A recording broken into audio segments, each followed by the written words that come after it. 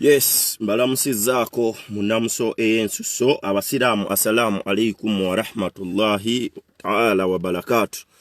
Nammwe baganda bange abasoma eddiini endala, Yesu Kristo yebazibwe aweebwe ekitiibwa. Mbasaba okusharinga video eno nga bulijjo atuuka yita munno oba seekyo bw'obanga bakublocking okusharinga nkusaba ekigambo kimu kola watch party so that n'abalala bamanya ebigenda maaso mu ggwanga lya Uganda kwoteeka n'ensi yonna okutwaliza wamu. Kino kigenda maaso mu nsi yonna. Kino kigenda maaso wabula ngenda kubawa bye bayita ebyama secrets behind COVID-19 oba secrets behind coronavirus in Uganda. Ekyokubiri mbasaba ekigambo kimu yenna atuuka bw'oba osobola okukola watch party, please just do that. Kola watch party. Abantu abakufollowinga ku Facebook account yo basobole okumanya ebigenda maaso mu nsi eno. Bwe kitaba ekyo nkusaba okusharinga mu live streams zonna tusobole okulaba nga tugenda maaso n'ebigenda maaso mu ggwanga lya Uganda. Mbalamusizaako mwena bana people power oba bannankyukakyuka mu ggwanga lya Uganda kwoteeka ne mu nsi yonna. Mbalamusaako mu namuso eyensuso timwebale nnyo bye mukwasaako engalo. Abafunye ebizibu nsaba Mukama Katonda ebizibu bye mwafuna oba bye mwafunye nsaba Mukama Katonda abakwatireko musobole okulaba nga muva mu bizibu ebyo. Nammwe abali mu kusanyuka wadde tuli mu kiseera kya nnaku nsaba Mukama Katonda ayi munyazi Mungu asanyukire wamu nammwe because wadde tuli mu mbeera ya COVID-19 waliwo ate bannaffe abali mu kugenda maaso mu mbeera y'okujaguza embaga kwoteeka n'ebisigadde. Mbasaba mwena eyakatuuka oba eyakatwegattako kikukakatako okusharinga so that munno asobola okumanya. Eyakabeegattako amanya gange nze Nsubuga Muhammadi amanyiddwa nga eddoboozi lya Makerere Theory ate nga ndi live ku mukutu guno omuganzi ogwa eddoboozi lya Uganda. Twasalawo okubaweereza ngaffe ab'eddoboozi lya Uganda mu mbeera yonna. Kkiriza oba gaana, yagala oba toyagala. Bw'oba oli mu kisinde kya people power nkusaba okusharinga video eno. Bw'oba oli mu kibiina ekifuga eggwanga lya Uganda naawe nkusaba okusharinga video eno because waliwo bingi nnyo byotamanyi because ozebbanga lyonna ng'owagira ekisinde kya NRM naye nga tomanyi biki bye kikola oba biki bigenda mu maaso wabula ng'okiwangiza butamanya. So kano ke kadde okusobola okulaba nga munnayuganda yenna amanya ebigenda mu maaso mu mbeera yonna mu gavumenti eno eri mu kutufuga. Mbasaamu ekitiibwa mwenna abateeka amaanyi mu nkyukakyuka y'eggwanga lya Uganda, abateeka financially, socially, economically. Mbasaamu nnyo ekitiibwa okusobola okulaba nti muteesa amaanyi mu nkyukakyuka y'eggwanga lya Uganda. Mbakakasa nti bali boogerako mu byafaayo yonna gy'oli ng'okimanyi nti buli kyokola kyonna okikola ku lw'enkyukakyuka ya nnyaffe Uganda. Mbakakasa nti bali boogerako ne bwe kiri baki bali boogerako. Bangi nnyo abadde bayinboxinga nga baŋŋamba Nsubuga tukwetaaga okukolayo live biki ne baganda bange njagala mbabuulire muyina ebintu ebimu bye mutamanyi. Last time nakola video ku nsonga ya COVID-19. Video eyo yaggyibwayo ate nga ku nsonga eyo yennyini nayogera ku mbeera y'Emmengo Hospital nenjogera ne ku kintu ekirala ekyekusifu. Video yange neggyibwayo nembuuza abajjayo video yange eyo saabategeera up to now. Noonya abajjayo video eyo sinnaba kubategeera. Ng'ovudde ku ekyo baganda bange mutusaba okujja live. Fine, naffe tuba twagala because kitukakatako okubaweereza yonna gye muwangaalira. Tuba twagala mumanye ebigenda maaso mu nsi yammwe because ne bw'oba oli diaspora wandyagadde okumanya ebigenda maaso mu nsi yo. Ne bw'oba oliwa yonna gy'oli oba oyagala okumanya ebigenda maaso mu ggwanga lya Uganda. Naye njagala mbabuulire ekyama ekiriwo kuffe naddala bannansi abali mu ggwanga lya Uganda nga tukozesa emikutu gino emiganzi egya social media. Mbabuulira tuli ku pressure ey'ekika ekya waggulu. These people mbabuulira ekintu kye mutannaba kumanya. NRM government is on pressure. NRM government is on pressure to an extent. Njagala mbabuulira abasajja baagala kutusaanyaawo. Ekyo kye kituufu. Abasajja baagala kutusaanyaawo mu mbeera yonna. Batunoonya mu butikitiki. Waliwo ekintu kye ngenda okukola kigenda kuba kyanjawulo nnyo. Kyova olaba mbasaba nnyo okusharinga video eno. Mbasaba nnyo okusharinga video. Ngenda kibakolera live nammwe mukkirize. Abasajja baagala kututtaga emazima.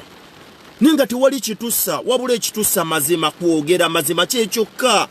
Because nabagamba gavumenti ya Museveni ekintu kyesinga okulaba oba ekisinga okugikosa omuntu yenna avaayo n'abaako amazima gaawa abantu. Ne bw'aba awadde abantu 5 amazima, gavumenti ya Mwai Museveni ebeera ku pressure, ebeera under pressure to an extent nti omuntu oyo abazizza omusango. So njagala mbabuulire ebintu bye tuyitamu byamaanyi nnyo. Ebintu bye tuyita obulamu bwaffe tubutwalira ku bunkenke mu mbeera yonna. So mbakakasa abaganda bange bonna mwenna abali ku mikutu emiganzo egya social network oba social media, omulimu gwe mukola gw'amaanyi nnyo ddala. Ne we are on pressure. We are totally on pressure and we need your prayers. On top of that, we need your prayers okusobola okulaba nga Mukama Katonda akuuma obulamu bwaffe. Otherwise singa tujja almost every day ne tukola videos ez'enjawulo ebyokwogerwako bingi nnyo wano mu ggwanga lya Uganda. Njagala mbabuulire ebigenda maaso mu ggwanga lya Uganda bingi nnyo ebyekitujju ebikolebwa abantu aba bulijjo naye nga bali mu gavumenti eno musibira mu bbwa biyitirivu n'ebimu twekomako n'otunuulira omusajja Jeno Mulamba n'atandika okukola ebintu nga binyeenya omutwe, n'otunuulira abasajja beeyita ba Jeno beefuula abali ku opposition naye nga bafa ekintu kimu. Bafa kwawulawula bannayuganda ate basobole okubafuga. Ate n'otunuulira abali mu buyinza nga be bafuga eggwanga wabula nga kye bafa ekintu kimu, kwesibira mu buyinza, kusigala mu buyinza. So bingi nnyo ebigenda mu maaso. Twewuunya naye tubasaba abaganda. Kati nze nziza okukola video eno I'm sick. Ekyo sijja kibalima, ndowooza muwulira enjogera yange si ye ya bulijjo. Nina flu muyitirivu nnyo, nina ekifuba though I'm fine. Sina coronavirus, I'm okay. Ndi very fine wabula nina obulwadde nganze obunnuma nga Nsubuga. Ninsazeewo ne ngamba olwa pressure n'embeera nti bannayuganda baagala okumanya cause bangi nnyo babeereyo nga batrustinga Nsubuga nti bw'oyogera oli agamba nti ekyo kye kituufu. So nvudde gye nvudde ne ngamba because I'm sick, let me come mpeereze bannayuganda basobole okumanya. First of all mbasaba okusharinga video eno. Ekyo nkiddamu bw'oba towulira wano mu ggwanga lya Uganda enkuba eri mu kufudemba oba eri mu kutonnya. Bw'oba towulira kandooze mbwe eddoboozi lyange liri very clear oba liwulikika bulungi nnyo. Wano mu ggwanga lya Uganda ekire ky'enkuba kiri mu kutonnya. Kansookere kawuka aka COVID nga sinnaba genda ku Mmengo n'abasigadde abajjayo video yange.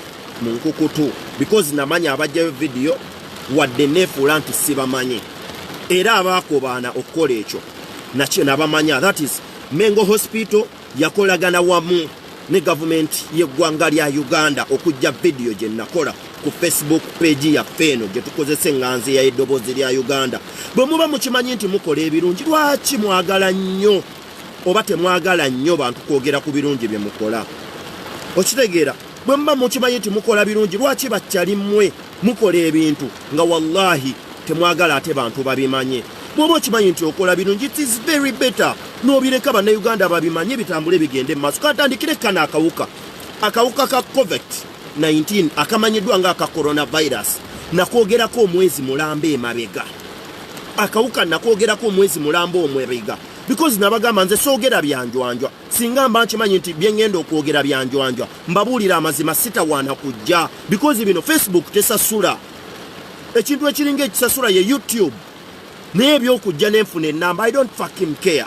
Niye ekindeeta njagala bannayuganda bamanye ate tutambule wamu n'otutegeera tusobole okutambulira mu nsi ey'omwenkanonkano. Kyova olaba nti mpaayo obudde ne ngamba no this time around kangende nsomese bannayuganda oba mbabuulire ebigenda mu maaso bo beesalirewo tutambulire mu nsi nga ffenna tuli iko nga tusobola okumanya ekigenda mu maaso ne tusobola okwesalirawo. So baganda bange abandaba n'abampuliriza akawuka kano nakwogerako ne mbagamba nti right now waliwo ekipi ekiriwo ekigenda mu maaso. There is an economical war egenda mu maaso wakati wa eggwanga lya America kwoteeka n'eggwanga lya China. Ebbanga ligenze mu maaso ng'abantu bano babiri balwanagana okusobola okulaba nga omu yabeera super power mu nsi yonna. Eggwanga lya America likoze ebintu bingi nnyo, eggwanga lya China likoze ebintu bingi nnyo, wabula eggwanga lya China ligamba no America si yesinga ki eggwanga lya China. Mwezi gumu oguyiseeko emabega nakola research nga America China yatadde akawuka nga kasaculatinga dda mu mawanga ga Europe naye nga akawuka ako akali mu kugenda mu maaso nga kalya abantu abawangalira mawanga ga Europe kwoteeka ne America. Akawuka ako ne mu Africa kaaliyo naddala eggwanga erimanyiddwa ng'erya South Africa naye akawuka ako ngaffe Abafirika akawuka ako olw'okuba nti tuli energetically strong omusaayi gwaffe gwawukana n'abo abazungu mbalayirira akawuka ako tekatukosa nnyo nga bwe kalina kutukosa. Nenzija ne mbagamba nti waliwo ekipi ekizze, waliwo biological World War 3 egenda maaso oba egenda ogenda maaso wakati w'eggwanga lya China kwoteeka ne ba allies ba China kwoteeka versus abantu ba United States oba United America oba eggwanga lya America ne ba allies abagoberera eggwanga lya America. Abangi nnyo temwategeera, abangi nnyo temwakifaako. Olunaku lwaleero we bugenza okukeerera wano mu ggwanga lya Uganda ng'abantu almost 30 balina akawuka kaki ka coronavirus. Amawanga mu Africa almost eggwanga amawanga agakawonawo akawuka ago mabale ku ngalo.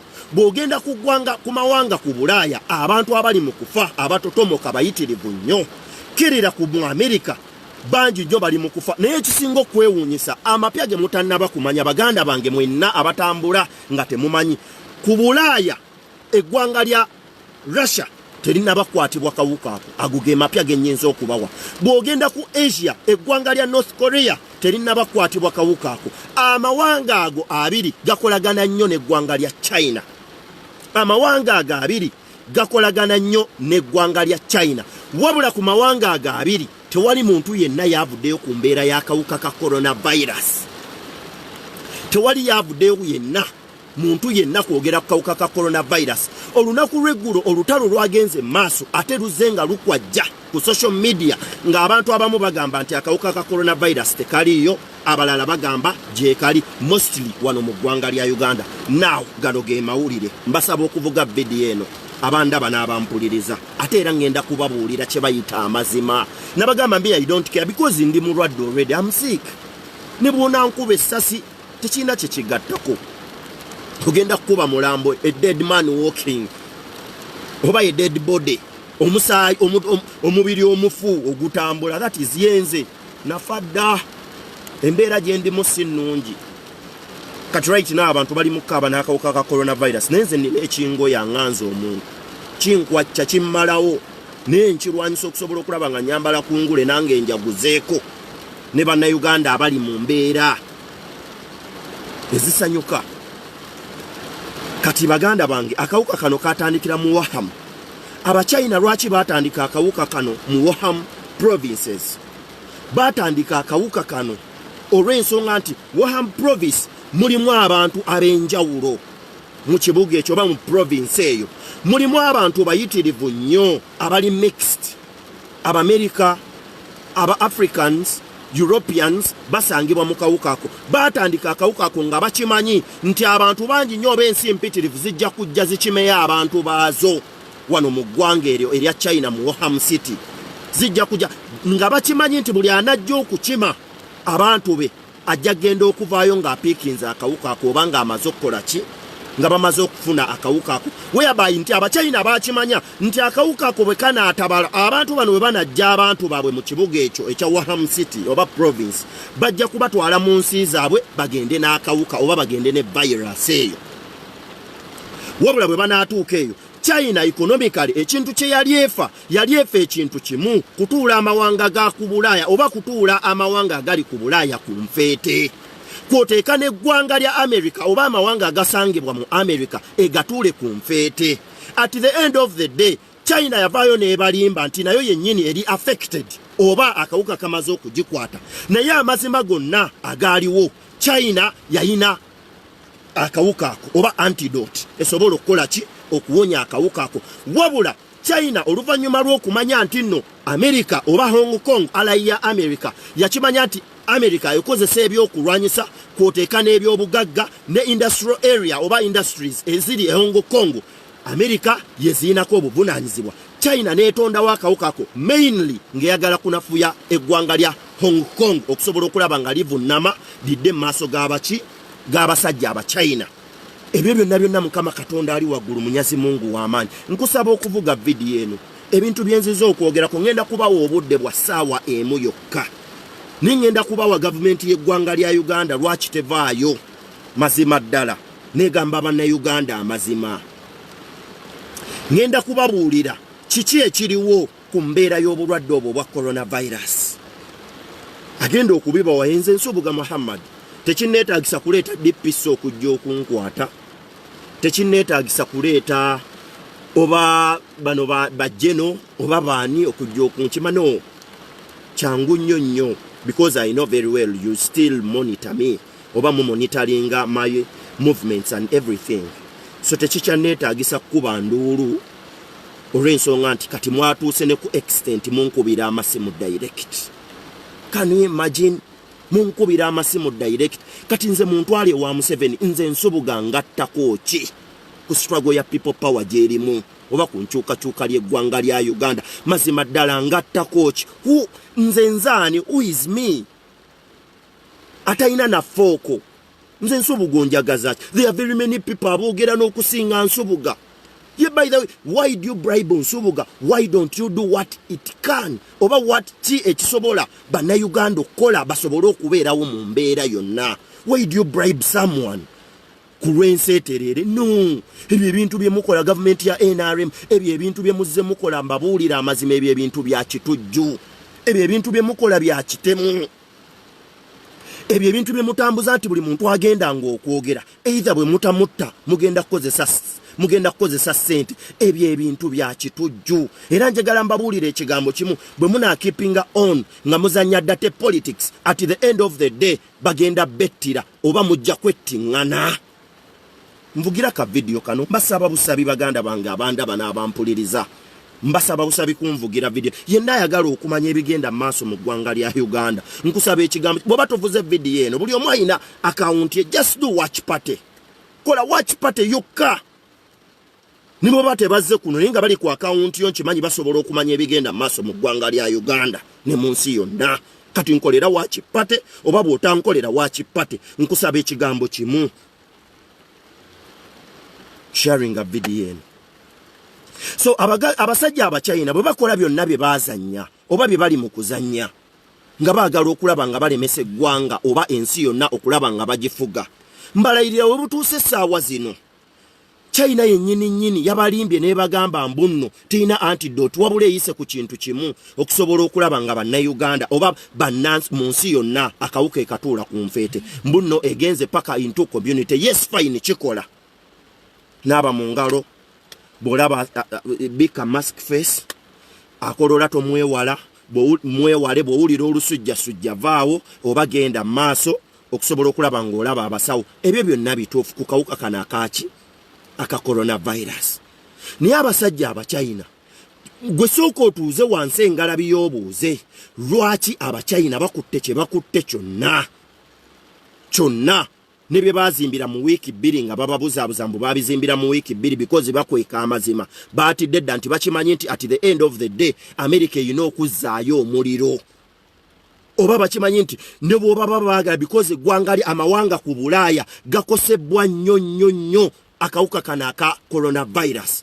Abantu bafudde ku Bulaaya because akawuka kano kye mutannaba kumanya akawuka kano katambulira nnyo mu mbeera ey'obudde obunnyogovu because amawanga ku Bulaaya kw'oteeka n'Amerika essaawa zino gali mu winter oba eggwanga lyonna eriri mu winter akawuka katambulira ku speed ya waggulu nnyo. Ffe kisinze okutuwonya ennyo akawuka ako okutuluma ennyo because njagala mbabuulira nammwe abawakana Munnayuganda ali eyo ng'owakana akawuka ka coronavirus mu ggwanga lya Uganda mwekali. Ate akawuka ako mu ggwanga lya Uganda kaali kayingira dda. Ekyo nakyo kankibabbireko. Kaali kayingira dda because abantu wano mu ggwanga lya Uganda abasinga naddala abanene mu gavumenti basomeseza abaana ku mawanga ga Bulaaya kw'oteeka amawanga ga Buwalabu ne China. Because baagala okuyiga obusuubuzi. Akawuka ako naddala mu nnyonyi kabadde nga kakwata abantu bayitirivu nnyo. Omuntu akutudde emabega bwassa ending up ng'afunye akawuka ako. So abaana b'abagagga kw'oteeka abaana b'aba ministers n'abasigadde bayingiza dda akawuka ka coronavirus mu ggwanga lya Uganda. Ampuliriza sharing a video. Kaali kayingira dda wano mu ggwanga lya Uganda just because nti mu ggwanga lya Uganda weather yaffe eyawukana ku mawanga agali ku Bulaaya kw'oteeka ne America. Nti ffe enkuba olwaleero bw'etonnya olunaku lw'enkya omusana gujja kwaka. Nti akawuka ako omusana bwe gukaakako ennyo kaluuzinga kw'oteeka n'okunaaba kw'engalo n'ebisigadde tekasobola kutambulira ku speed ya waggulu nga bwe katambula ku ggwanga lyaki ku ggwanga lya America oba ku Bulaaya. Naye bannaffe abali mu ggwanga lya Bulaaya olw'okuba nti akawuka ako bwe kayingira mu mubiri gw'omuntu kakosa nnyo amawuggwe kw'oteeka n'ebisigadde bakozesa nnyo sigala. That is one. Ekyokubiri bannaffe ku Bulaaya bali mu winter season akawuka katambulira ku speed ya waggulu ku Bulaaya kw'oteeka ne America. Ekyokusatu mwe kye mubadde mutannaba kumanya baganda bange abandaba n'abampuliriza naddala mu ggwanga lya Italy kw'oteeka ne Spain lwaki toto namba y'abantu kw'oteeka ne America essaawa zino eraising up. Kye mutannaba kumanya nti amawanga ago gayina abantu abakulu ennyo mu myaka ate nga bakozesa ekintu kye bayita sigala oba basmokinga a lot. Akawuka kano bwe kagwa mu muntu yenna asmokinga oba anywe nnyo sigala akosebwa bubi nnyo era okufa kwe bonna mujje mutunuulira abantu abalina akawuka ka coronavirus bafa bazina. Sooka weebuuze lwaki bafa bazina olw'ensonga nti kayingira mu mawuggwe ag'amatono then oluvannyuma n'ofa ng'okola ki ng'ozina oba ng'okankana. Abo bannaffe be bali ku mawanga ga America kw'oteeka neki ne Bulaaya. Bw'ojja wano mu ggwanga lya Uganda akawuka ako ekisinga okwewuunyisa gwa ndaba n'ampuliriza ffe wano mu ggwanga lya Uganda tukola ebitundu 7 ku buli 100 tetukyayina bakadde nnyo era n'abaakakwatibwa akawuka ako mu ggwanga lya Uganda bangi nnyo tebafa oba tebafudde we bali balamu wabula nga akawuka kakyabagoya wabula bye bino wano wammanga ekisinza okunneewuunyisa era nabadde ku kitanda gye nabadde mpookyeza n'olumbe lwange nafudde enseko ne ŋŋamba naye bannange lino eggwanga lya Uganda linaatereera ddi. Ani ayoga Uganda atannalabika ayimirira ku mapeera waggulu n'aloga eggwanga lya Uganda because kyewuunyisa akawuka mu ggwanga lya Uganda mwekali wabula bali mu kuzannya games ezigenda maaso ezisinga okwewuunyisa nti kiki abasinga batandise kuleeta politics babala bya bufuzi 221 nga bye bazannya nti nno okulonda kuleke kubaawo olw'ensonga nti budget ejja kuba tebafavoringa. vuga video eno ngenda kubyasa ngenda kubalabisa nabagamba nja kubalabisa mpaka omukka gwange ogusembayo nja kubalabisa mpaka lwe naso omukka ogusemba ekyo nkibalayira wallahi billahi tallahi nja kubalabisa mpaka omukka guno bwe gunasembayo ate ngenda bakola ekintu ekisembayo okuba ekitujju ngenda kubakola ekintu ekisembayo okuba ekyobutujju because basajja mmwe ne bikazi mmwe temuyina mpisa n'otunuulira ekikazi ekiramba mbaoli kibaka kya parliament oli mubaka wa parliament ku level y'omubaka wa parliament abantu bakusuubira okuba nti olina entegeera ku bo at least ebitundu 4 ku buli 100 okusinziira level y'okutegeera kw'abantu boba okulembera mu constituency gy'oba ova n'oba omubaka wa parliament muno n'agamba nti at least batuteme omusaala million 2 tusobole okulaba nga tuzzaaba oba tuzze eri abantu baffe betukiikirira gwe n'olaba ng'omuntu kyakoze ekikyamu ennyo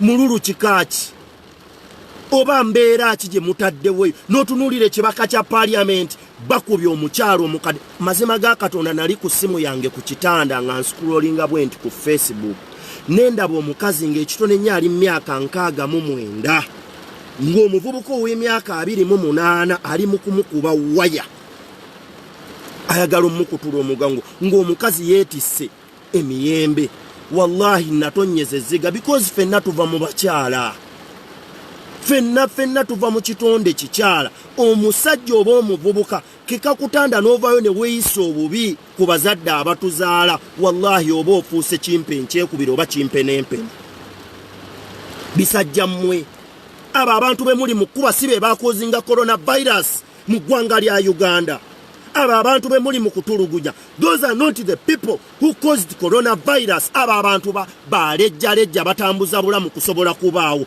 ate mmwe bisajja mmwe nammwe ebye LDU abatalina kye mumanyi mbu simanya lo bikoze bitya defense unit coronavirus was caused your people the first family wano mu ggwanga lya Uganda oba mmwe be bayita mbayite kimmwe mbodooli mmwe mbayite kimazima ddala mmwe coronavirus abanaku wano mu ggwanga lya Uganda si be baleeta coronavirus wano mu ggwanga lya Uganda teyajjira mu mpewo these are the people from the family omuntu gwe mwasooka okusomako ow'ekibulika kungulu gwe mwavaayo ne mwogera omu ndowooza y'omunaku gwe nnyinza okubala because yali ava kunoonya ssente ate naye akawuka kamukwatira mu nnyonyi Emirates gye yalinnya because yali temanyi abantu bangi nnyo abafunye akawuka ako from Dubai ne mu Arab countries nga badda wano mu ggwanga lya Uganda ne because they don't know nti akawuka kwadde tebamanyi nti mwekali era kali mu kutambula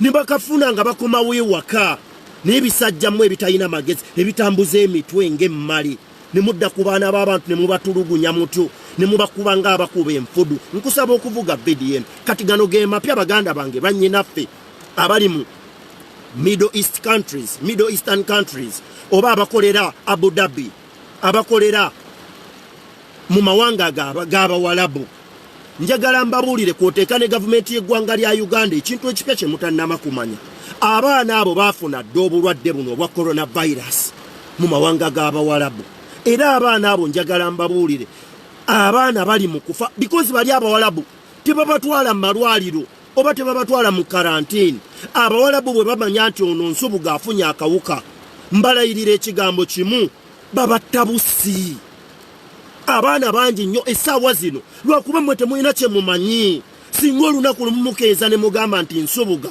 gavumenti ekuwadde omukisa jangu ogikolere ku research kiki ekigenda mu maaso mu nsi ne tubabuusa ebintu ebitambula njagala mbabuulire abantu 10 ku bantu 100 bali mu kufa mawanga g'abawalabu nga bafa akawuka ka coronavirus naye abawalabu tebabafunira ddagala wabula buli bamanya nti Nsubuga afunye akawuka ako babatwala mu malungu babali mu baziikira mu musenyu abaana baffe bali mu kufa wallahi abaana bali mu kufa mwe njagala mbabuulire mwe muli ku bantu 30 wano mu ggwanga lya Uganda abatannaba nakubaako n'omuntu n'omwafa abaana bali mu mawanga g'abawalabu wallahi bali mu kufa kawuka ka coronavirus nino tunuulira ebibaka bya parliament lwaki temusooka kubuuza lwaki akawuka kano abantu abakalese mu ggwanga lya Uganda basinziira nnyo mu mawanga g'abawalabu lwaki temubuuza ngalabi mmwe n'otunuulira minisita mulamba n'oyimirira oze kusoma yafunye president omulamba n'ofuuka bloga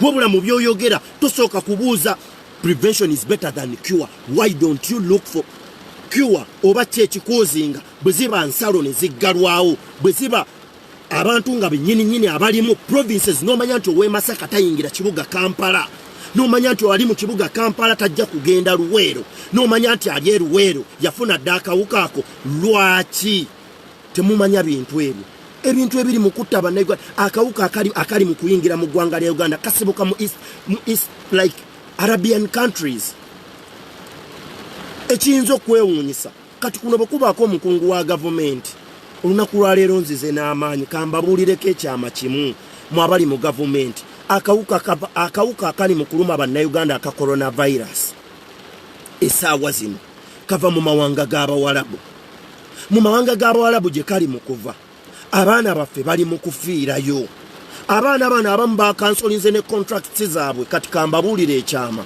bakansolinze contracts zaabwe because they are dying like flies oli akubira mu nesimu nti nabisunsa gy'oli mu kiyumba nti ng'essimu tekyayitamu nga nabisunsa bamuziika dda mu musenyu Abawarabu bye bali mu kukola baganda baffe nze ekisinga okunnuma abo abaana abali mu kufa mu mawanga g'Abawarabu Abu Dhabi simanya Dubai n'ebisigadde abo bannyinaffe abaabulwa emirimu wano mu ggwanga lya Uganda ne baddukira mu mawanga g'Abawarabu bafune emirimu be bali mu kufa Abawarabu babaziika babamalawo Abawarabu babaziika babamalawo ni gavumenti ekoze eki ababaka ba parliament mukoze eki abali mu kwebuuzibwako mukoze eki you just there mwogera nonsense nawulidde Odongo Otongo obologa mbulwaki abantu tebava mu bibuga nga babagobyemu abo abantu be muli mu kugoba mu bibuga kati kankubuulire Odongo Oto because nabagamba ku Odongo Oto yafuna dda ssente za Mwami Museveni long time ago kwoteeka ne banne ababaka ba parliament nabagamba nti waliwo akabondo k'ababaka ba parliament bakwata dda ssente za Mwami Museveni wabula ng'ekibakwasa ssente za Mwami Museveni babasaba obutogera ku people power ekyo kimu babasaba obutakola kintu kyonna ekyegatta ku Honorable Kyagulanyi babasaba ekyokusatu obutabaako kintu na kimu kisembeza Honorable Kyagulanyi ku mwanjo nti bamulage nti ali yekka at the end of the day ajja kuwomera mu firimu ye aveeko bano ababaka ba parliament Odongo Oto bano balanise Wanyana nze amayini n'obuzibu buli bumu nze sitya kwogera if you want to know me by the way nze nsoboga sitya muntu n'ogwo ntya Katonda eyampa obulamu buno bwenzisa abo bannambooze be mulaba boogera nga ababatike ebindaazi mu kamwa abo ababaka baafuna dda ssente ekyabafunisa ssente babaagaza ekintu kimu singa temwegatta ku people power oba ku Honorable Kyagulanyi Ssentamu ajja kufiira mu firimu ye bw'omu because bakimanyi it is only Robert Kyagulanyi ajja ovaayo n'okwogera amazima ku bigenda mu maaso ku muntu wa wansi oba ewa bulijjo era nga bakimanyi nti aneegatta ku Kyagulanyi agenda kubabuulira amazima kati kambabuulire Oto ye yavuddeyo n'agamba nti LDU ekuba ennyo abantu basobole okuva mu bibuga Odongo Oto nkusaasidde wakafuga ebisanja bina mu parliament y'eggwanga lya Uganda ebbanga ly'ofugidde abantu kiki ky'obakoledde to an extent nti essaawa zino people dying bali mu kufa what have you done to your constituency you stupid kiki ky'okozeewo leave alone zino millioni ebina Museveni zeyakwata n'akuwa ezo millioni ebina njagala mbabuulire gwe Odongo Oto ky'otannaba kumanya millioni ebina ze wafuna tezigula bulamu bw'Abannayuganda abali mu kufanga enseenene ezo millioni ebina ze baakuwa n'akasaala k'ofuna aka millioni 3 mu parliament y'eggwanga lya Uganda Bannayuganda bakimanyi nti gavumenti eno oba kanywa musaayi Mwami Museveni bakimanyi mbunno ebbanga lyonna abafugisa mukono gwa kyuma era njagala nkubuulire those people have been babadde nga bakulonda naye nga tebalonda ggwe wabula nga gavumenti yekuyisawo because ekuyisizaamu ebintu byayo byonna byebadde ng'eyagala ebbanga lyonna ebyo by'obuzaabuza mbu oliwa opposition simanyi oliwa FDC simanyi oli biki no sense Odongo Oto si wammwe era namutunuulira ng'akola ka press conference ku bantu be bakuba abakyala abalemedde mu bibuga abo abakyala be muli mu kugoba mu bibuga njagala nkubuusa ekigambo kimu gwe muganda wange odongo tokyotannaba kumanya mubagoba mu bibuga naye tebalina kye balya mubasindika ewaka naye gye muli mu kubasindika tewaliyo kiriyo abantu mu ggwanga lya Uganda bakola mmere ya leero wano mu ggwanga lya Uganda abantu olunaku oluziba lwe babala wano mu ggwanga lya Uganda nti kyafa oba kyatuuka ekiseera bannayuganda tebakyayina mirembe ate era n'obulamu bwabwe bwe bakola the cost of living is too high to an extent nti omuntu afuna 4,000 tasobola kuafodinga bulamu sobola kufuna nusu mutwalo kubeezaawo bulamu bwe nti 4,000 zaafuna 3,000 zakulya 2,000 zakulya 1,000 lwakunywa wabula 1,000 oluba lusigaddewo okukola 4,000 luba lwakwebaka vugira ka vidiyo kano mbasaba okunvugira vidiyo eno abandaba n'abampuliriza ngenda kuba walevo ngenda kuba nentunuulira omubaka wa parliament ekibuga Kampala kirinaanye ne Mukono n'olumiro just 2,000 n'ovaayo n'oyogerera lutamaguzi olw'okuvaayo okuyamba abantu n'olowooza nti abantu tebakulaba nambooze bannange style up nambooze style up at your level tekyandi wakafuga ebisanja almost kati kigenda kuba kyakusatu n'otuuka n'oyogera ebintu ebyo bitakujaamu ebitajja mu myaka gyo basajjamu ne bakazimmwe mukuleeko kino ekintu kye tulimu si kyakuzanya wabula tuli mu kyabulamu kati vuga vidiyo eno kati wano ngenda kulabisa kye bayita NRM government mbugira vidiyo eno oba nkolera ku watch party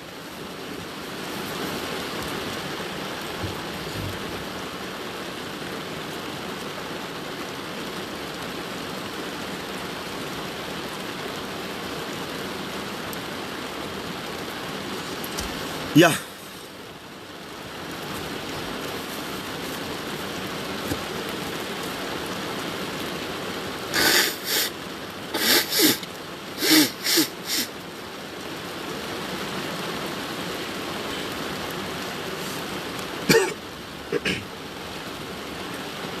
Museveni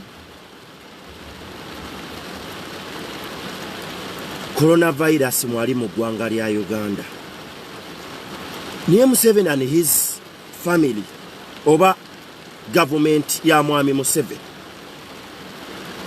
amapya agaliwo mwagala kukozesa chance eno okusobola okulaba nga mubba ssente z'abazungu kwoteeka n'okusembezaayo okulonda nga mugamba nti no budget teba favoringa kusobola kutegeka kulonda kati eno message yange nga nsoboga era mugiwulirize bulungi nnyo bakazi mmwe mwenna abawangaalira mu gavumenti ya NRM ne basajja mmwe mumpulirize because kino kye mbuli mukola ne musoma abalwadde because buli alwadde mumusoma saawa 8 ku saawa 7 ogwekiro because mwagala okuteekawo pressure y'amaanyi ennyo yes it is fine kiri better kiyamba bannayuganda okusobola okwekuuma naye ate kyenjagala obbabuusaayo ekintu kimu basajja mmwe njagala mbabuulire bannayuganda ne bwe munaabatiisatiisa ne bwe munaateekawo pressure though akawuka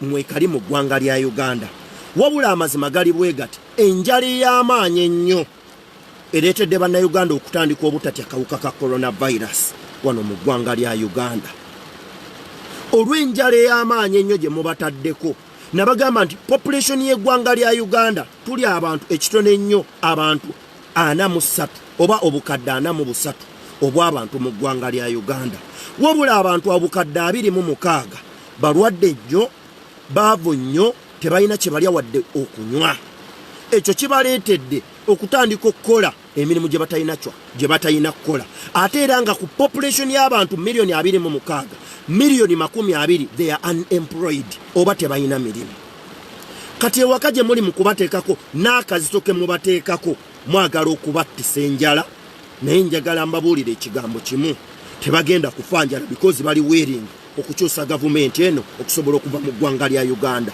omuntu yenna ne baba mwana n'otuula wansi n'otandika okumukuba emiggo emiyitirivu ennyo atuuka ekiseera ne yeekyawa n'abeeraawo nga takyakaaba n'adduka ewaka kaakati Nambooze Odongoto ne Salvador njagala mbabulize mu mwagejjera emitwe ne gibabanga embalama za Hampshire ziri mu nguudo zammwe zino ze mukola envundu. Salvador wafuna dde obusente bwa Mwami Museveni okusobola okwegatta ku gavumenti nga balowooza mbu ogenda kwegatta ku people power. No, people power tekolebwa gwe Salvador. Nambooze nga bulijjo gwe wafuna dda muze ebbanga lyonna gavumenti ye yakwata Benz n'egikuwa ebbanga lyonna. Ebyo ebiseera waaliko UAL ne bakuwaka Benz. Oze ebbanga lyonna ng'ofuna ssente. State House ogiyingidde ng'ebbanga lyonna ogiyingira kiro. By the way, abantu bali babiri mu opposition be mutannaba kumanya abayingira State House nga tebafunye wadde lukusa oba tebeebuuziza oba tebali ku like ku appointment. Abantu abo ye Nambooze ne Odongoto. Abo abantu babiri bayingira State House nga tebakunkonye ne security tebabuuza nako mbu balagawa. Bo olujja bayingira buyingizi bweswe ku meetinga Mwami Museveni. Kati Nambooze njagala mbabuulire ekigambo kimu. Geemu zozozanye ebbanga lyonna ne weeremeza akagongo akaawona edda n'olemala obugulumbu bukulumaaluma. Njagala mbabuulire obwo obugulu bwammwe kwotekana kino ekiddugavu ekiringa enziiziiri kino kyoto. Temugenda kutuleetako nziiziiri zammwe na bugulugulu bwammwe. Ate njagala mbabuulire ekigambo kimu. Singa kana abatanda ne muvayo ne mutandika okwogera by'ekisiru, Bannayuganda bakoowu nnyo. Bannayuganda bakoowu nnyo because mwe muyina ekintu kye muzannya kye mutannaba kumanya. Museveni gwe muli mu kuzannyira geemu nga mulidde obusente bwe nga mutandika okwogera eby'ekisirusiru. Museveni ali mu kusika kulonda kweyongereyo mu maaso. Ate ye akimanyi kiri ekintu kimu. Nabagamba pulaani ya Mwami Museveni era ekibaleetedde okwawukana ne Kagame. Pulaani eri pulaani emu. Museveni ne Kagame bali mu kulwanira ani agenda okufuga ki East African Community oba amawanga ga East Africa. Because akadde konna yensonga lwaki mu ggwanga lya Uganda twafuna dda passport ya blue eya East Africa. Abantu abo babiri bali mu lutalo olw'amaanyi ennyo ku lw'ensonga y'okufuga East Africa. Ekintu ekimu ekigenda okufavoringa president anafuga East Africa, age and experience. Whereby tulina abakulembeze babiri essaawa zino mu East Africa abeeremeza mu buyinza for almost 34 years. That is Museveni and Kagame. Aba abantu babiri mbalayirira balwanyisa ekintu kimu ani agenda okufuga East Africa.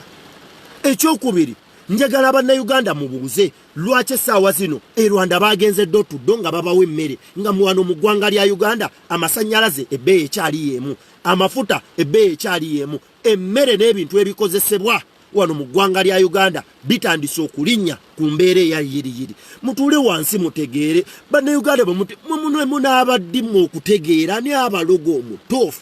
Bannange mugenda tutamisa n'okwogera because ebintu bye twogera bye bimu. Ebintu bye twogera bye bimu buli lunaku. Ebintu bye mutusaba mbu tujje twogere byennyini bye mutusaba bye bino. Era bye biri mu kukolebwa. Lwaki temutuula wansi ne mumanya? Why don't you strategic? Lwaki temukola plans okusobola okulaba nga mubaako kikye muzzaako 2021? Museveni kati akakodyo kayina kwoteeka ne mutabani we Muhoozi Kainerugaba.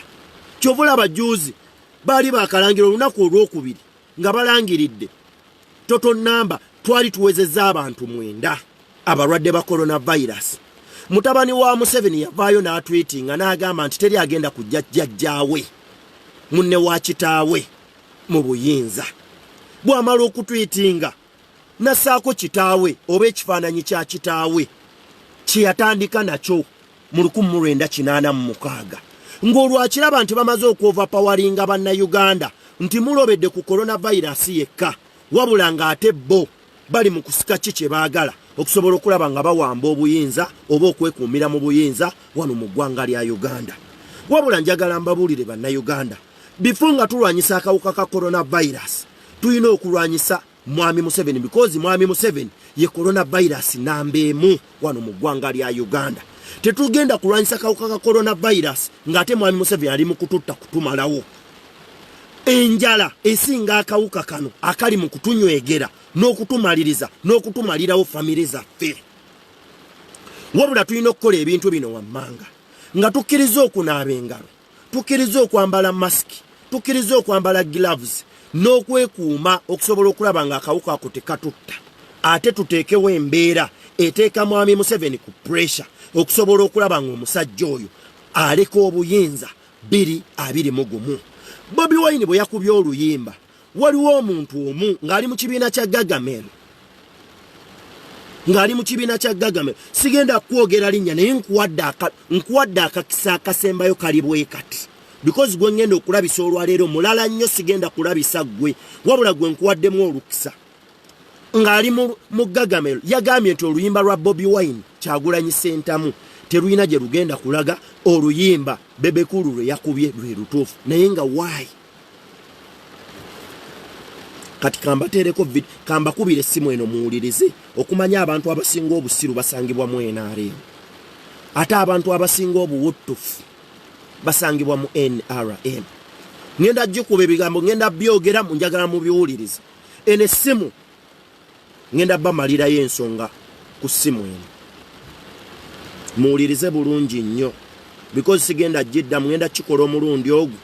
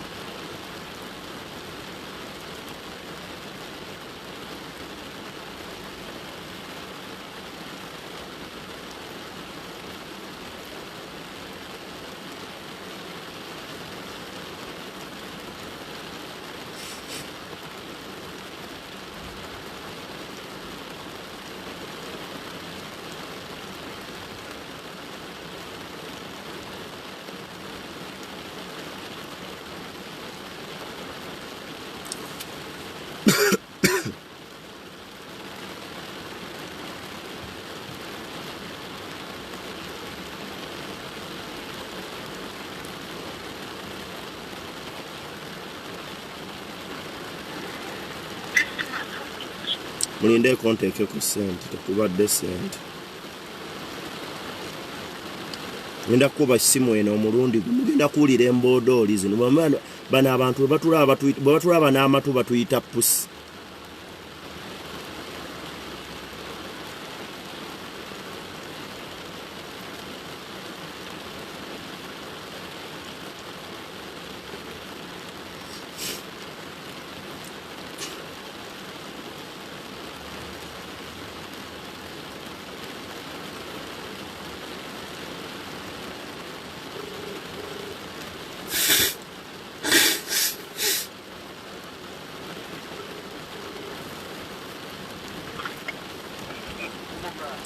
Owayo gamba otya? Obulamu bugamba butya? Jendi sebo. Olunaku lulinga mbadde saakutegeera bulungi. Kale saategeera bulungi nnyo kiki kyonnyonnyola lwaki kye nawuliramu nti gweyagala nze ontwale, oyagala kuntwala wandi wa Museveni? Kolagana na gavumenti naki?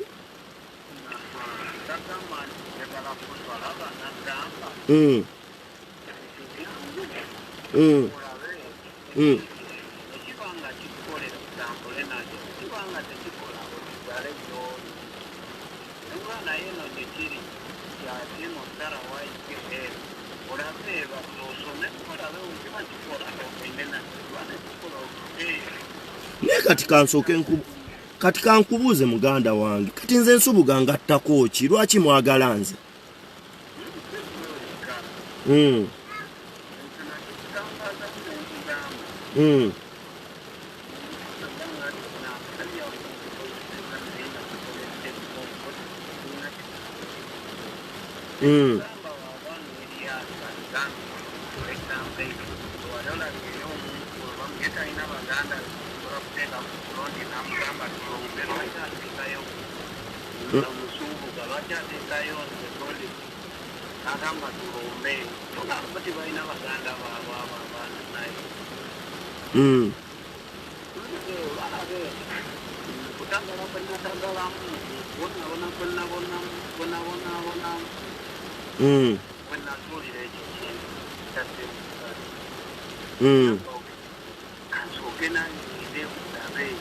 kati kankubuuze kati gwengani ayagala okuntwala ebimu ebyo ebintu bya Museveni lwaki era nze nsubuga nze gwoba oyagala lwaki ye gwe kiva ku kyokulaba because nze gwe nkuulira oli muvubuka munnange sebo guli kati gwe omuvubuka ojja otya ate okutandika ate gwe okuperereza nze nsubuga okwegatta ku Museveni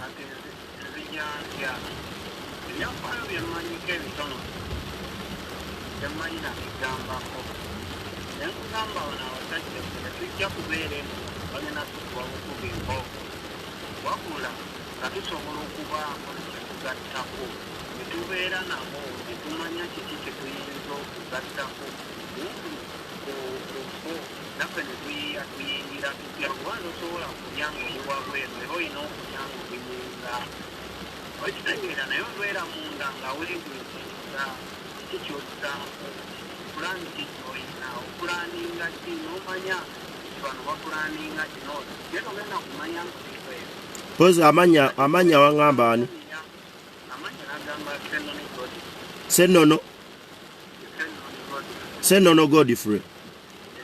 Senono Godfrey ngenda kukubira kamalirize mukama wange volume eri wansi njagadde muwulirize omusajja ono muwulirize n'obusirusiru obugenda maaso mu nsi eno omusajja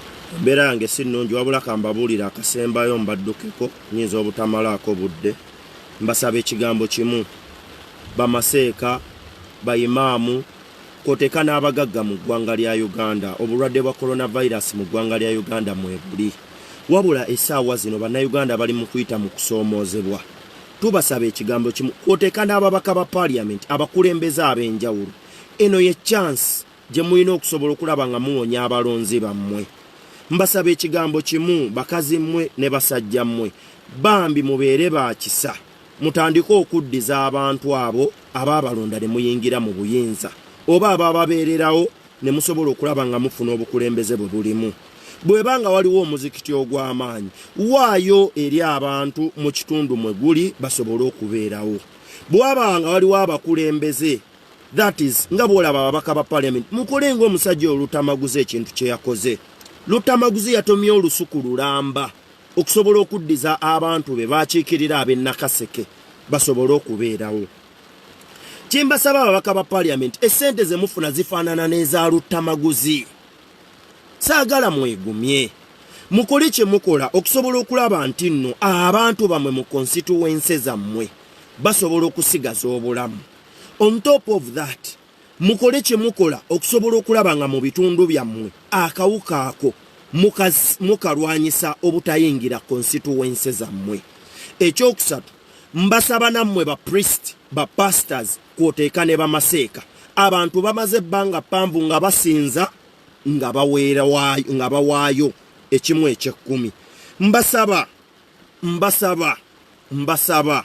nammwe muddize abantu ebbanga lye bamaze nga bawaayo mukwate kyonna kye muwadde abantu basobole okugatta ku kiki kye bayina okusobola okulaba nga babeerawo mu piriyodi y'ebbanga lino ery'ennaku 32 gavumenti ya Mwami Museveni gye yabawa eno gavumenti abantu gye mwagala balinde gavumenti eno nabagamba si y'abannayuganda abali okufuga bannayuganda abanyarwanda gwe weebuuze lwaki Rwanda kati batambula ddo tuddo nga babawa emmere naye nga wano mu ggwanga lya Uganda ebyammwe byasigadde nga bwe biri ate nga temukkirizibwa genda kukola waje muyina okukola omuntu yenna bw'amala ebbanga nga takola afuuka mubbi amaliriza nga bbye njagala mbawiiki ekyokulabirako nze eno gye mpangaalira abantu baatandise okulumba nnyumba ku nnyumba mu matumbi nga batandikwa okumenya amayumba ekyo nno kigenda kuviiramu n'obuzibu nti abantu bagenda kukwata bannaabo abavubuka bagenda kukwata abakyala abavubuka bagenda kuttiŋŋana kwoteeka n'okutta abaana kuba kati ebigenda mu maaso nze byendi mu kulabako akatono ennyo ku nnaku 9 ze twakamala nga tuli mu karantini abantu bali mu kuttiŋŋana kwoteeka okubbiŋŋana kwoteeka n'oteekawo embeera whereby nti government terina security egenda kumala kukuuma bannansi kwoteeka n'ebyabwe. Kati nno wano wensabira mwe bannaddiini, nze nsabye mmwe sigenda kusaba gavumenti ya Mwami Museveni olw'ensonga nti eno gavumenti si bya bannayuganda, ekyo nkiddamu. Eyo gavumenti eri mu kufuga bannayuganda, eyo si ya bannayuganda. Eno egenda kubakenenula, yo kyefa kiri ekintu kimu, efunirawa ekomawa, because yo kyefa kiri kimu. Sente z'abazungu biliyoni ze yasaba 700 biliyoni zivaayo ddi? Nimwe bannayuganda saagala mutunulire 700 biliyoni nga bano ababbi, because bo ba mafias abali mu gavumenti basaba ekintu kimu, miliyoni ezo, era population number y'abantu abalwadde obulwadde bwa coronavirus bwe muba mukyalowooza nti bakyali bantu 30, eyo egenda kulinnya ejja kutuuka ne ku bantu 200 paka bwe banaasika miliyoni ezo 7 biliyoni ezo 7 okusobola okulaba nga bazezza. Naye mmwe kyembasaba bannansi, mwe temulwanira ssente nga bano ababbi bwe bali mu kukola. Mumulwanire ebintu bino wammanga, obulamu bwammwe bubaddewo butya, obulamu bw'abantu bammwe bubaddewo butya. Ate era kyembasaba ekirala, mukuumye mutya famire zammwe kwoteeka n'abantu bammwe. Mwawukane ku basajja bano bamusibira mu bbwa abali mu kukola ebintu byabwe olw'ensonga nti bo bali mu kusika bakusa embuto zaabwe, olw'ensonga nti bo bali mu kutaayiza. Ezo ssente bagenda kulwana okusobola okulaba nga World Health Organization ebawa ssente ezo.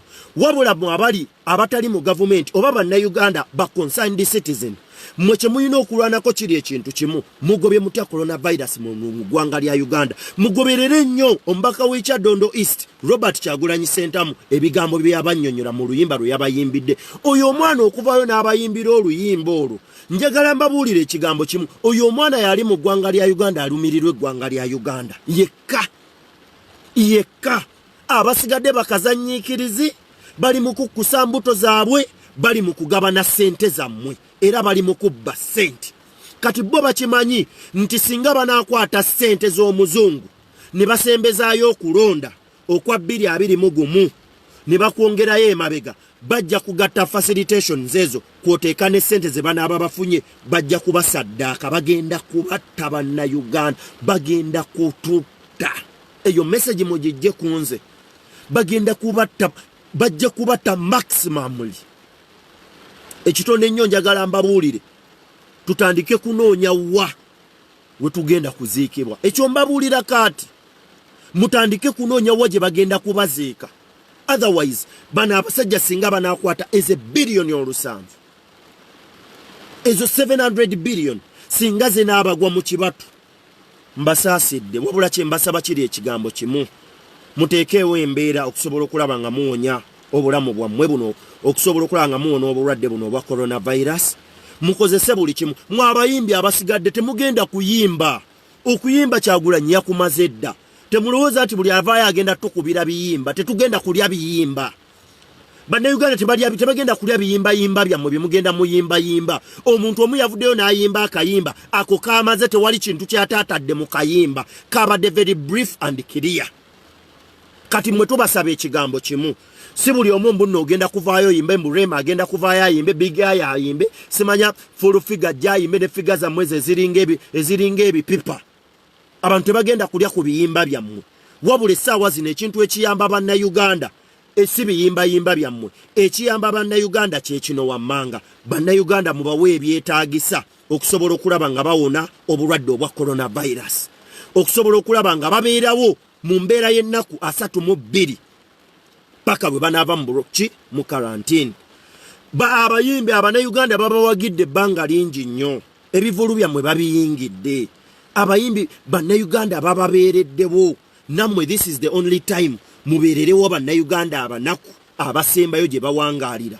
Ensawo y'akawunga yalinnye kilo 10 ziri kati essaawa zino ku mitwalo 19. Ekikwewuunyisa ekissa enseko, mu ggwanga lya Uganda essaawa zino emmere y'amatooke kati ya layisi ku mmere neemala ebbanga oba emala ebbanga ng'eri mu store.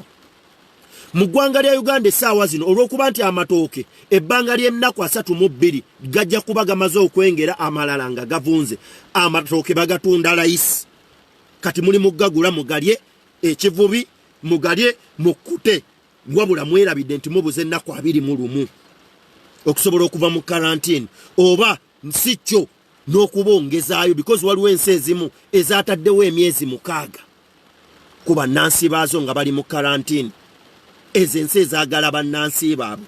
Wano mu ggwanga lya Uganda baatuwa ennaku 32 n'ekyenjagala babuuse ekintu kimu. Bannansi bannange oba banaku bannange bannayuganda bapiizanti bannange njagala mbabuulire ekigambo kimu bamulya bisiike singa banaaba tebavuddeeyo kutuyambako. Nammwe bayimbi mmwe tugenda kubasibira ekikookolo. Nze nabagambye kino kyavudde ku madiini. Luno olumbe terutta musiraamu yekka, luno olumbe terutta mukatuliki yekka, luno olumbe terutta mulokole yekka, luno olumbe terutta wa people power yekka, luno olumbe terutta wa NRM yekka, luno olumbe lutta bannayuganda.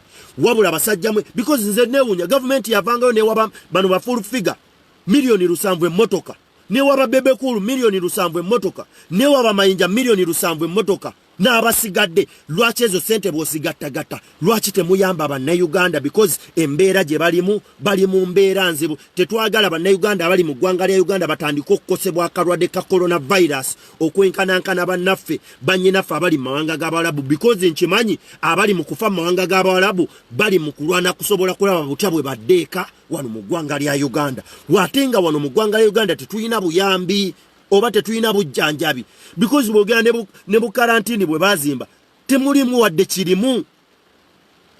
Wano juzi bakola budget parliament yaisa almost simanyi obukadde simalu 10 bagende rubo abazimbe eddwaliro. Kiki ekiriwo? Parliament mwabayisa sente zino kiki mwali mukozeewo? Almost tugenda mu nnaku 9. What is next? Because abantu abalwala n'abantu abalwadde n'abantu abatannaba kuzuuka nti balwadde mwe bali wano mu ggwanga lya Uganda bayitirivu naye muli eyo musonseka mbuto because mwe mukimanyi nti essaawa zino tuli mu nnaku 32 mwe muyina ebisawo by'essente. Wano mu ggwanga lya Uganda abantu abali mu gavumenti bajja ssente zaabwe mu mabanka ziri mu mayumba gaabwe. Bo kati bali mu kulya mahoteri ag'ebbeeyi baddira famire zaabwe ne bazijja mu famire z'abanaku ne bazitwala mayumba ne bazitwala mahotels ag'ebbeeyi ziri mu kuumibwa na mmundu. Wabula ffe abanaku bansubuga mwe basajja mu mututegekeddewo ki? Lwaki temuvayo ne mutwogerera? Lwaki temuvayo ne musaba budget abantu gye mwayisa okusobola okuzimba eddwaliro eryo kwoteeka n'eddagala okusobola okulifuna ne tusobola okulifuna? Ekisinga okwewuunyisa bokkirira emulago abalwadde tebaweebwa mmere. Government essaawa zino eri mu kugamba nti eri mu kulwanyisa coronavirus niye eri mu kuspreadinga coronavirus because abantu abali mu malwaliro mu quarantine temubawa mmere. Kati mu butabawa mmere abantu abafamire zaabwe bo babalumirirwa banaku bannaabwe bajja kubatwalira ku muwogo gwe babafumbidde oyo aliko omunnyo oba ku bundaazi obuliko omunnyo babatwalire balye. Ekyo kigenda kuvaako abatwalidde bano abalala emmere okulwala obulwadde bwa coronavirus. Lwaki gavumenti tevaayo abalwadde n'ebawa emmere mu malwaliro abalwadde gye bali okusobola okulaba nga bakingiriza bano oba famire z'abano ogenda okwegatta oba okulaba oba okulambula abalwadde bali oba famire zaabwe.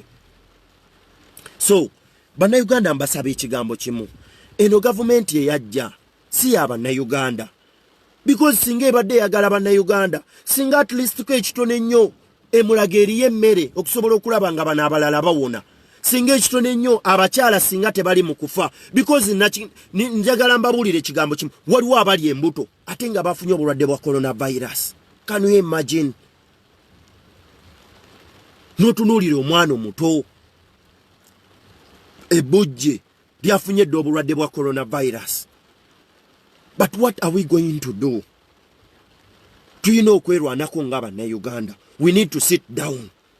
Tusobole okulaba nga tuwona gavumenti ene musibira mu bbwa etulemeddeko okumala emyaka 3 okumala emyaka 34. Abanda bano abampuliriza ngenda kukomawo vidiyo eno olw'ensonga y'obuvune sinaba kutereera bulungi nnyo. Mbadde mbasaba nkome wano nja kudda nga Mukama Katonda ansobozesezza okutereera. Bingi nnyo byenja okubawa ate njagala mbabuulire sijja kutuula wansi. I'll fight, I'll do what I can okusobola okulaba nga tufuna obwenkanya. Nja kusobola okwogera kyonna kye nnaaba njogedde. ate njagala mbabuulire yagala oba toyagala Uganda 2021 yakukyuka wabula abantu abaagala okubamalamu amaanyi bano ba Salvador Odongoto simanya bano banamboze njagala mbabuulire tebabamalamu maanyi Uganda yakukyuka 2021 ketonye kagwake oba lubaale oba mizimu eggwanga lya Uganda 2021 ligenda kufuna obukulembeze obupya ate ng'obukulembeze obwo bugenda kukulemberwa Honorable Kyagulanyi Ssentamu Robert. So mbakakasa nja kudda part 2 kansobole okufuna ku buddamu nsobole okutereera. Omukama Katonda abankuumire for God and my country, people power, our power. Mbagala nnyo musharinge video eno atagifunye subscribing nga YouTube channel yaffe erimanyaga edobozi lya Uganda sosa small e owandike edobozi lya Uganda osobole okulaba nga omanya ebigenda maaso. Ka video kano mujja kuba mukasangayo ku YouTube channel yaffe. Programs sigimalirizaako ebadde yakubaako ebintu bingi nnyo, topics zibadde mpanvu ebiina okwogerwako ne because ndi mukosefu nja kukomawo part 2. Omukama Katonda abankuumire. People power, our power.